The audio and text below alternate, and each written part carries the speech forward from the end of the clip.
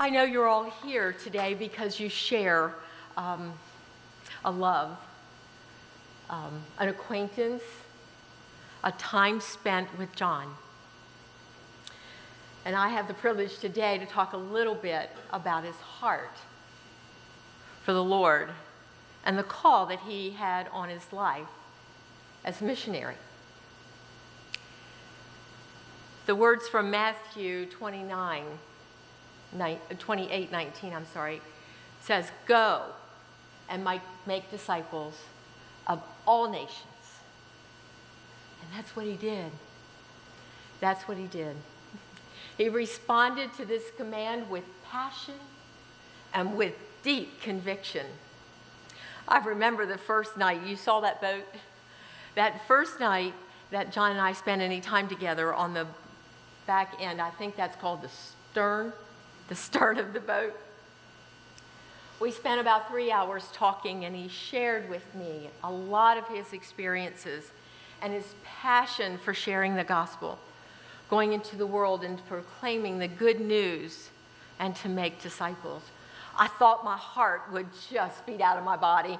I thought, oh my gosh, I can't believe there's a man that has the passion and conviction and the love, and so good looking and so funny, and all of the things that race through a woman's heart when she meets a man that she could be very attracted to. I had participated in a few short-term missions, but boy, did they pale in any experience that John had as he traveled across 6 continents of this beautiful world that God's provided. After I met John in the spring, this was the spring of '08, he traveled to Mexico as part of a team that together they put together VBS materials for over 250 churches through a ministry called Arrow International. He loved being part of reaching kids and adults with the gospel. And just this week, he received an email from that ministry. And the email said that last year, all total from the churches, the pastors counted 10,000 commitments to Christ during VBS. 10,000 new believers. There's nothing that we do for the gospel that does not count for Jesus. And after that, John went with XMA, Extreme Missionary Adventures. Now you can see him on that. I mean, he's got his shorts and his hat.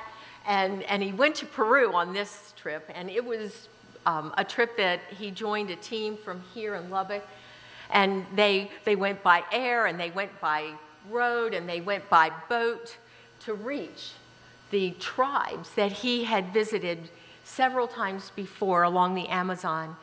And I remember him sharing with me just the vision that he had of moving there. I thought, oh. Of moving there, I don't speak Spanish, and how we could set up, a mission base and then go down the Amazon to all these villages. And I thought, oh, okay, if this is what you're calling me to, Lord. He was so excited. He was so excited anytime he had the opportunity to just share Jesus, the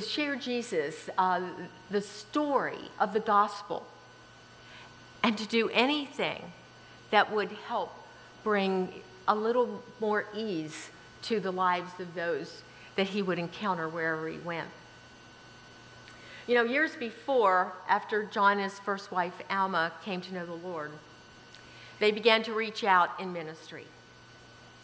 They were foster parents to a dozen or so boys, and they opened their home as a hospitality house for servicemen in the Denver area. And in 1992, they retired and joined the staff of Overseas Service Christian Men's Organization as full-time missionaries. A year later, Alma died, and the dream of maybe serving full-time ended. But it's amazing. The journey never ends, does it? And God continues to give us opportunities to serve and to have those candle wicks lit again even when we think they've been blown out. But in the years before Alma and John even started in full-time ministry, they traveled to Africa, they went to Botswana, they went to Zimbabwe. They established a sewing center there for women to sew dresses. John thought they needed to be in business, and he could share the gospel, and they could sew clothes, and they could then earn extra income for their families. And he said, well, if they sew by hand, what more they could do with a sewing machine? So he sent Alma back to the States and bought sewing machines and brought them back and set up a sewing center with sewing machines so they could make a lot more, and they could make a lot more money, and they could, they had opportunity to speak into those women's lives in that country. After Alma's death and before I met him, he continued to go wherever the Lord seemed to open a door. And in July of 2008, around a table of friends after we had met in Florida, John was introduced to a ministry called Story Runners.